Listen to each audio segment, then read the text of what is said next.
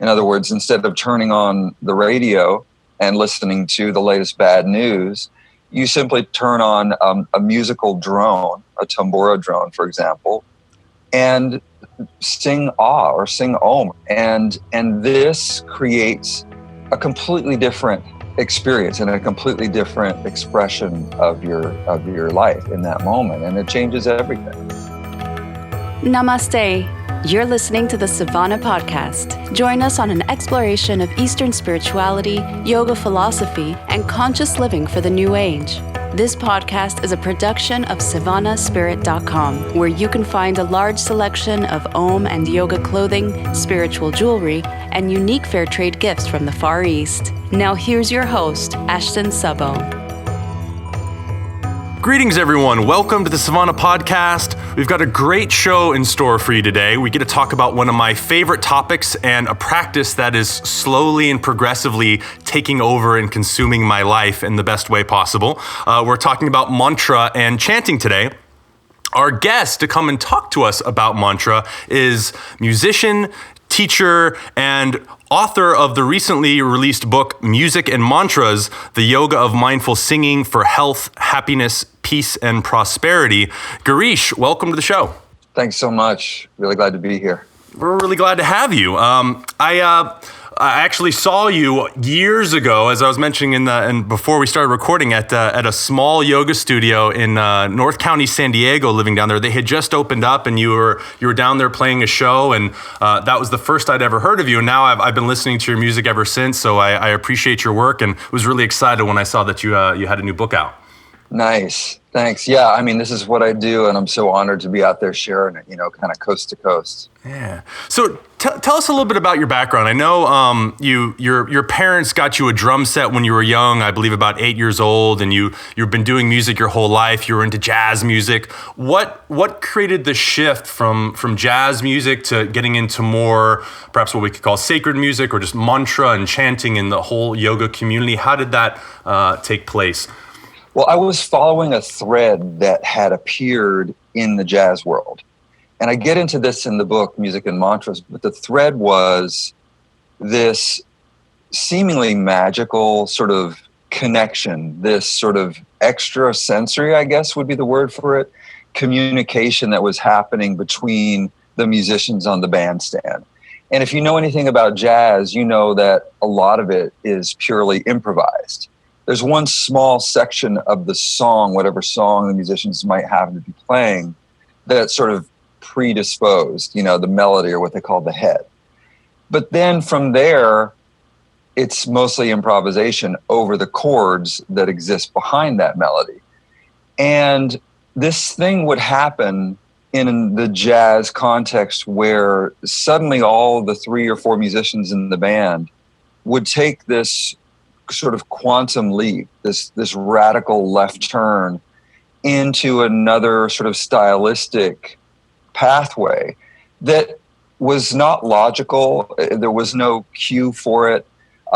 It was just something that, as if we all got like a little chi mail, like a little sort of pranic, cue from inside that this was supposed to happen. And this occurred so frequently that it became something that I, expected and looked forward to in the gigs. And it was always, to me, the harbinger of a good gig, that we had this connection. And that convinced me that there was something more than whatever my senses could perceive. That there definitely was a world beyond the 5 senses, and there was something there. And it led me towards Eastern thought, mysticism, meditation. And I, in early college years, turned towards some of these practices of mantra and meditation and found that sense of connection could be found reliably with these yogic practices.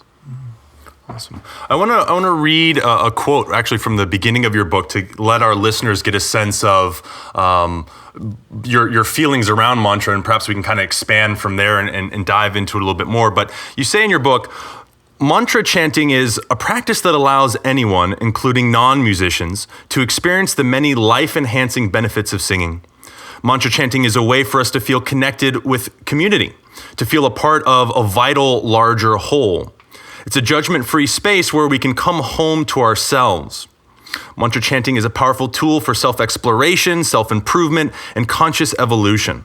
An elevated space where we can activate powerful, energetic archetypes that serve us in our lives. It's a way for us to get out of our heads, to be liberated from the prison of thought. It's an opportunity to connect with the power of a living tradition that stretches back for thousands of years. It's a means to directly experience others as vibrational, energetic beings. And that covers quite a lot right there, which is awesome. And let's start. I mean, the subtitle of your book is The Yoga of Mindful Singing. To you, what is mindful singing? What does that mean? Well, it just simply distinguishing between a certain type of singing that we're hearing a lot. I said seeing first, actually, as a Freudian slip, because it's performance-based, it's competitive, it's entertainment, it's The Voice, it's American Idol, it's all that, which is fine. But if that type of approach to singing means that we judge ourselves unworthy or unable or unprepared to sing, then that to me is a problem, because I know that singing is an essential part of being human. I talk about in the book just how wired we are as human beings to respond to and to appreciate music. And we all know this. In the workshops that I do around the country, I often demonstrate that even non-musicians, so-called non-musicians, can recognize when a guitar string is out of tune with the instrument.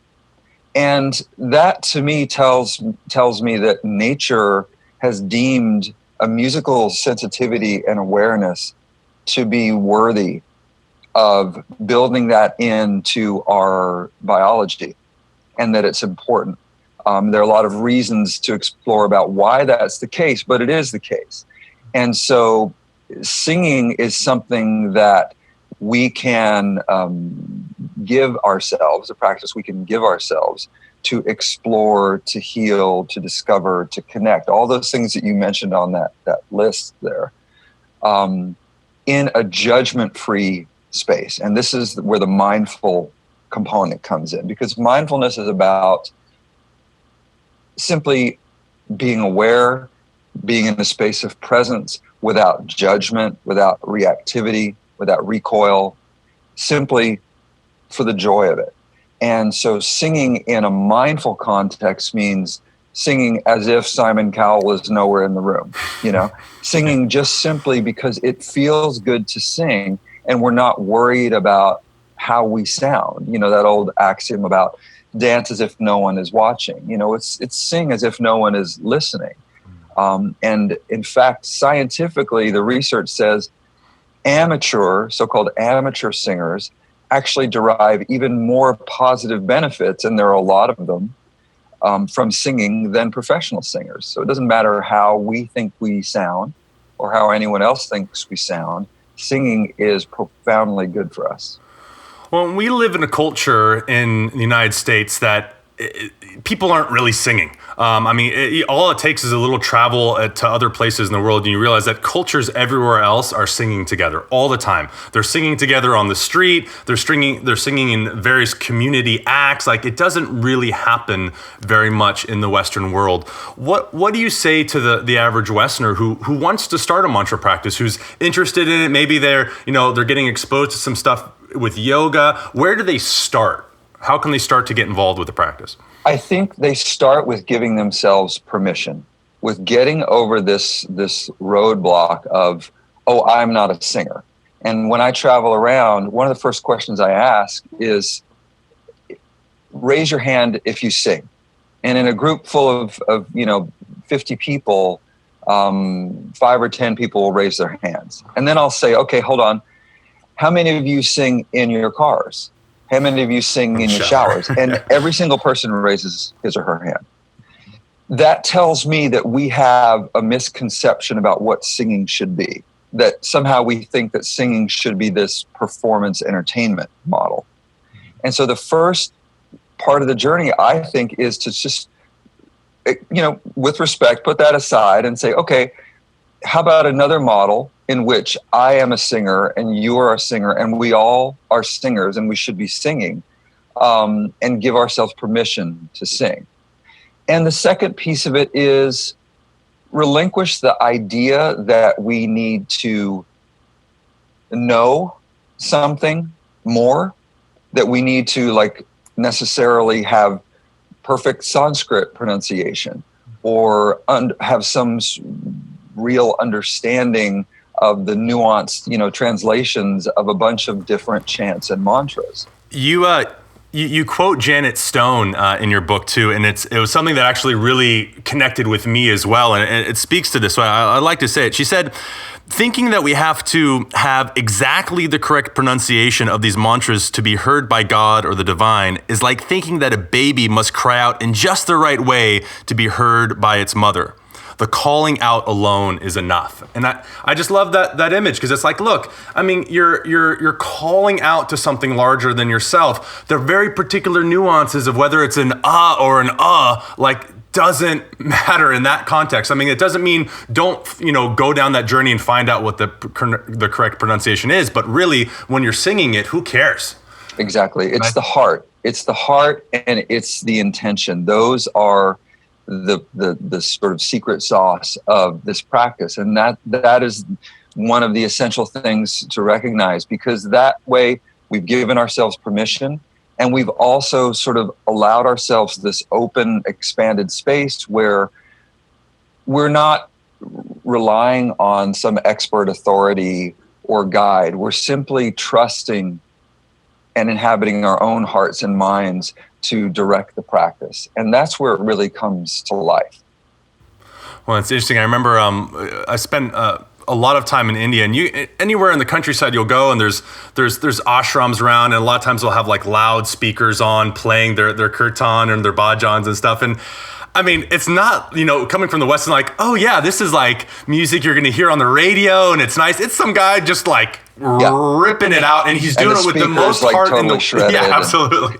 But they're doing it with so much heart, and that's that context that we're talking about. We're look, it doesn't matter if he's perfectly in tune all the time or this, that, he's just singing from the heart. And that really, to me, that was a huge shift. I mean, I would have been one of those people in your workshop, keeping the hand down, no, I don't sing before, because it's the experience of singing in public was something that absolutely terrified me. It still terrifies me to a little bit, but now I do it. I sing a lot in my classes and things like that. But man, it was a really scary thing to overcome. I'm just singing in my room by myself. I don't care if somebody hears me. And then how much more relaxed my throat is versus when I get all tight in a public space. It's a much different thing, and it takes some time and practice, I think, to get through that, or at least just some trust and willingness to get through that.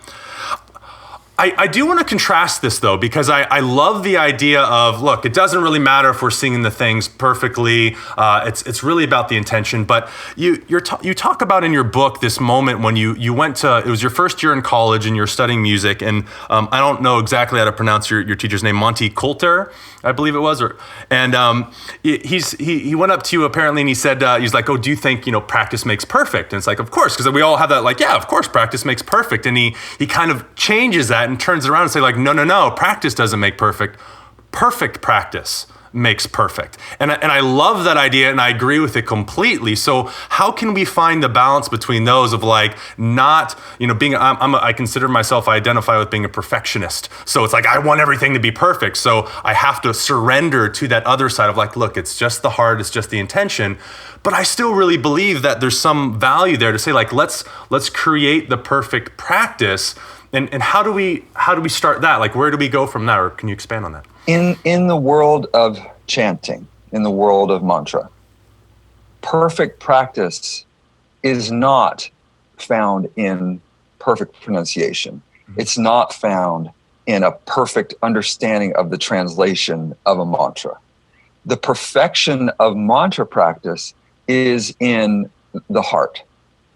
The perfection that you are looking for in mantra practice is in how much heart, how much intention, how much presence and personal participation in the moment of that practice can you bring to it? The words, the textbook definition of what the mantra means, the pronunciation, that is not what I think of when I think of perfection in mantra practice. And I make that point in the book, in the chapter about practicing perfection that you reference, because the model is not about the details. The model is about right view, as I talk about in the book, and having the big picture, having the sort of heart space of what is my intention, what is the feeling tone, what is the real energy, emotion, feeling behind this practice, and connecting with that first and foremost. And I love the kind of visceral, embodied experience of mantra. Well, it can still take you out of your body, and you definitely talk about this in your book too, of the power of it to really get you in your physical body. I mean, you're vibrating at these tones, and it's a very powerfully embodied experience, which, again, we also live in a culture that isn't very embodied. They're very much in our heads, in our culture, and that definitely it becomes that opportunity for me. I mean, the biggest power of the practice is to get out of my head and drop into my heart, where now I'm just in feeling. I'm not thinking about my life. I'm not analyzing everything. I'm just feeling, and that's a really powerful thing, especially for Westerners who were not encouraged to be in that space. Rational thinking, the mind is prioritized over feelings. So it's such a nice opportunity, and one of the reasons why I think it's so great that mantra is coming more to the West and becoming more prevalent and common, because it offers so much to the Westerners in particular. I mean, it offers something to everybody, but especially our culture that is quite repressed in its voice and feeling. I think that's really powerful. And the other piece of that, Ashton, is, these practices don't have to only exist exclusively in the sort of pristine environment of our meditation room, or in an ashram. Yeah, it's wonderful to have a deep home practice that puts you in your foundation of your being. But you can be out in the middle of your day. You can be driving to pick up your child from school. You can be on your way to or from work, doing whatever you do.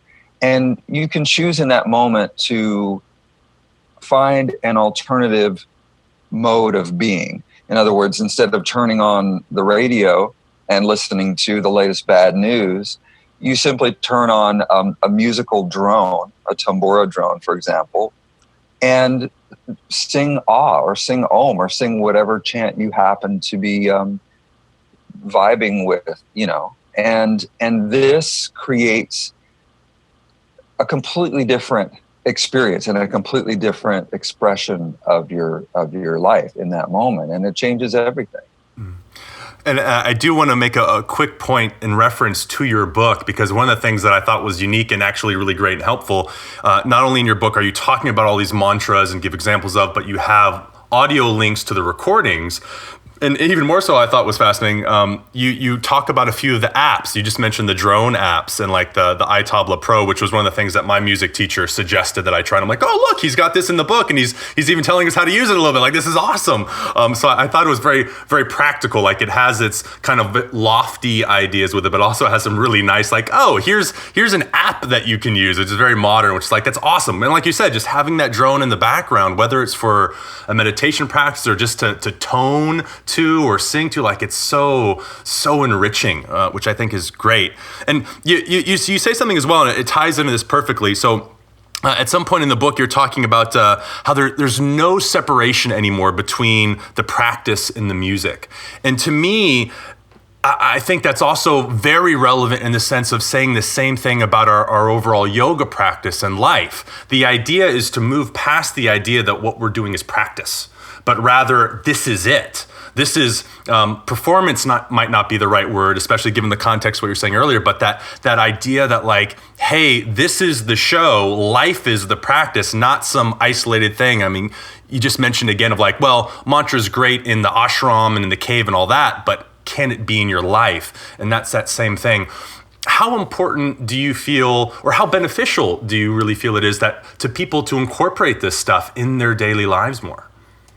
To me, it's a dance between sort of two poles, and on the one hand, you've got the sort of foundation, you've got the roots of giving yourself in any way that feels inspiring to you, giving yourself the in-depth, undivided focus on that practice in whatever way you're called to do it, diving deep. And on the other hand is the expression of that throughout your day. Simply remembering to breathe into the energies and the feelings of the deeper practice that you had before, and continuing it, carrying it forward throughout your day. And you'll find tools that serve you to do that. It may be the tambura drone. It may be discovering the practice of breath mantra, so that your own breath becomes your inspiration, literally your inspiration, as you breathe. Remember to breathe in the sound of whatever chant or mantra that you've chosen to embrace. And this is something that can happen silently. As far as the rest of the world is concerned, you're simply taking a breath as you stand there in the middle of your meeting, or waiting for your daughter to walk out of the doors at school. And you're simply choosing to align yourself with the vibrations of this mantra instead of the vibrations of whatever happened to be, rolling around you and in your head in that moment. So it really is sort of embracing healing, embracing a higher expression of yourself consciously, instead of sort of being battered by, the whatever thoughts or feelings happen to be bubbling up in the moment. Well, I think there too, the mantra, as you say, becomes like this practice of equanimity, where it's your anchor, where, as you said, like the energies of your mind or your life might be trying to knock you one way or another, but by having that mantra in the background, it's like you're tuning into that instead, and that's steady, instead of the constantly changing, fluctuating ocean of the mind and life and everything else, which I think is such a great value in the practice. But what do you say to people? I mean, obviously for people that, I'm sure the average person you meet in a yoga studio, or, the majority of our listeners might be very comfortable with the idea of, chanting to these foreign archetypes and deities and all that. But some people do, honestly, are like, whoa, I'm chanting a foreign language to some elephant-headed god. Like, I don't even know, is that conflicting with my religion? I don't know. What do you say to people that get a little nervous about the ideas of, particular in the Sanskrit mantras, whether it's a foreign language or to what other people believe is a deity and a god? I get that. I grew up in Tennessee, and that kind of worldview you're describing there is very familiar to me, and it became so familiar that it almost is like a little independent voice inside my head whenever I'm writing or teaching and trying to express these ideas. And I have a lot of respect for that. And what I would say is, first of all, the whole concept of mantra really exists independently of Sanskrit or Hinduism or any of that. There are mantras in the Christian tradition. Mm-hmm. There are mantras in the tradition of Judaism, of most of the major world religions. If you look into it, the idea is simply that we are pouring our hearts, our feelings, our thoughts, and our intentions into a singular positive focus.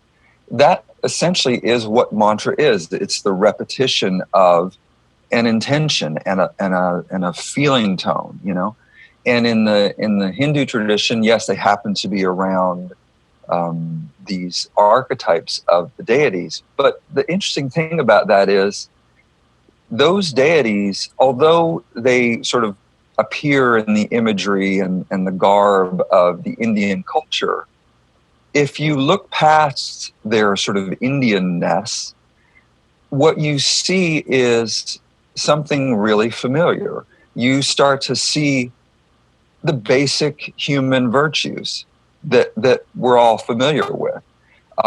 Wisdom, love, abundance, compassion, courage, strength. These are all embodied in the archetypes of the deities. If we start to see them as universal archetypes, then they won't look foreign at all. And then those Sanskrit words are simply a channel for us to connect with those archetypes, which we already know. And yeah, there's the pronunciation piece to get around, but saying these particular mantras to connect in a living dance with these energies doesn't make us Hindu. It just makes us wise.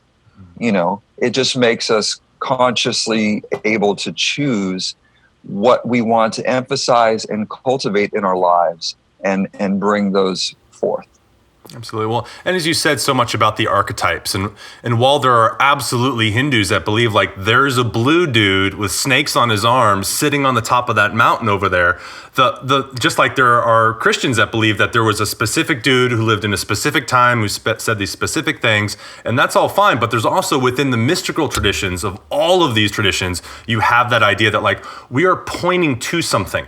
So like like as you said, the deities are representing aspects of reality. And so we're talking to that because it's easier to talk about an aspect of reality that has certain characteristics. We can say, well, it acts this way and it looks this way and does this, so that our brains can kind of wrap around the idea, but it wasn't, at least in my mind, is not intended to be like, that's a real physical being somewhere in the world that existed. It's like, no, these are, as we said, archetypes. And that to me really opens up the universality of it, to say like, look, as you said, we're talking about wisdom, we're talking about love, we're talking about, overcoming whatever it is, service, like that's what we're pointing towards. And I think regardless of your particular relationship to God or the divine through a particular religion, we can all still get on board for like, hey, let's look at these aspects of reality. And if I need more compassion in my life, doesn't matter who I worship as a god, I can call in more compassion. And that's really kind of what we're doing with the mantras. And another beautiful aspect of this is, as you said, it's a little ridiculous, isn't it? Like the images of the deities, you've got, on the one hand, you've got someone like Ganesh, who has an elephant head, but kind of a portly human body. You've got Hanuman, who is a god and a monkey. And it's on the face of it, it's telling us the mind cannot understand this. The energies, the archetypes that we're talking about here are beyond the mind. And the images of the deities are giving us little clues, but they are irrational. The mind can't grok all of it. And so it's sort of a little signpost to sort of remind us that what we're looking for can't be held by the mind. It's like the finger trying to touch itself or the eye trying to see itself. Well, it's the great Indian saying too of the finger pointing to the moon. It's like we can't actually touch the moon, but we can point to it, but don't get caught up in the finger. The finger is just that weird stuff that lets us look that way. It's like when I have a couple of dogs, and if I'm trying to play catch with my dog and I pretend like I'm gonna throw something, he just keeps looking at the hand, or either of my dogs are like, no, don't look at the hand, look where the thing is going. And that's kind of what the images are. They're pointing us to something else. They're drawing us to something else. They're not meant to be fixated on themselves, because it is an experience beyond the mind, which I think is awesome. You touched on something as well, which I totally forgot when I was first coming down to knowing that we were going to do this interview. I thought it was quite interesting and fascinating that, people, especially in the yoga community, they'll travel all around the world. I mean, I spent 6.5 years abroad, spent a lot of time in India, going all over the world to find India, as it were. You found India in the middle of Tennessee, which I thought was just very interesting. Can you tell us a little bit about this story about how you ended up finding an ashram in the middle of Tennessee? Yeah, at the beginning of our conversation, when I was talking about how I was led to mysticism and meditation after my career in jazz, and that search brought me into contact with a lot of resources, and one of them happened to be subscribing to Yoga Journal magazine. And in the back of the magazine in those days, the classified ads were pretty contained. There weren't a lot of them, but I happened to notice one in there that said Mahashakti Yoga Master in Sevierville, Tennessee, which was about an hour from where I was going to school. And I started visiting the ashram and graduated college about 9 months, a year later, and moved in as a resident of the ashram and stayed there for 5 years. It just was right timing because I was at a point in my life where I felt like this was the most important thing to me, and the need to have genuine spiritual experience was what I was here for. And so I didn't see the need to pursue anything else, and just simply immersed myself in those practices within a spiritual community with a spiritual guide at 21, and stayed there for 5 years in that ashram, and then for about another 5 years with my second teacher.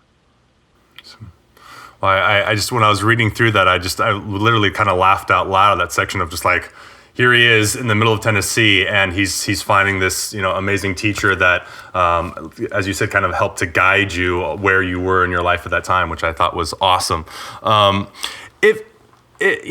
If you could impart one thing about mantra or chanting to people, like to connect with one thing in people's life that you come across, what would that thing be, or what would you tell that person?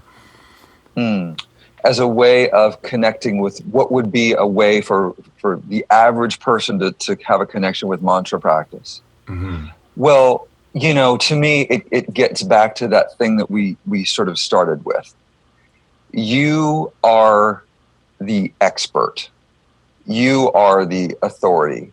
There may be signposts, or there may be fingers pointing to the moon out there, and those might inspire you to move in the right direction, and that's all fine.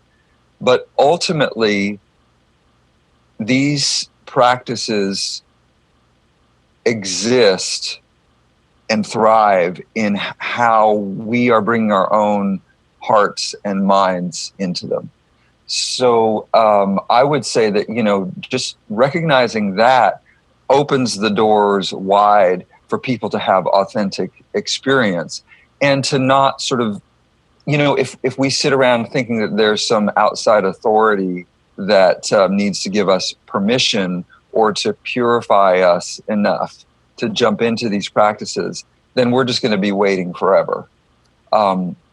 Right now is the best time to embrace these practices, because ultimately it's coming home to the best and brightest and highest parts of ourselves.